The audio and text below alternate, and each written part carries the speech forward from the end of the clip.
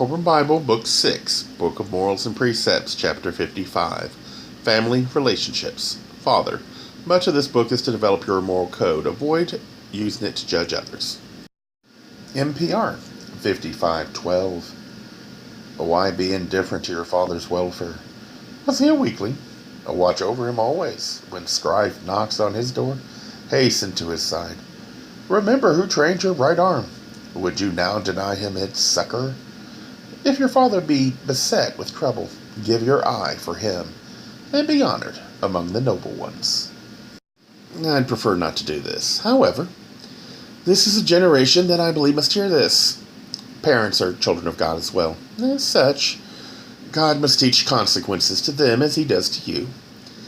In times that we live in, focus less on what the last generation deserves.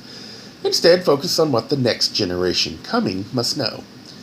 If this means honor or forgiveness to the last generation, then give it. Not because we deserve it, but because not giving it would damage you. Teaching the next generation how to honor you should be worth something. Maybe this is the way it should always be looked at. These verses are written at times when chaos was all around. I do not think we are there yet, but I don't like what I see. I just believe the focus is wrong. It's not the last generation you should focus your attention on. It must always be the next. Teach them this, then you will have done the right thing. In doing this, you also will find compassion that is lacking when you see only the past. Soul can twist perception and creativity from good to bad.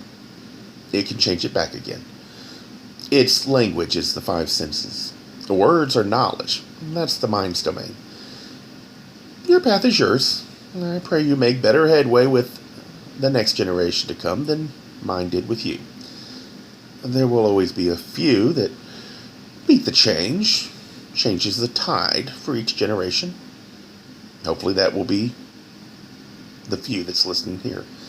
It might be exhausting, but in old age, you might see what mine will not.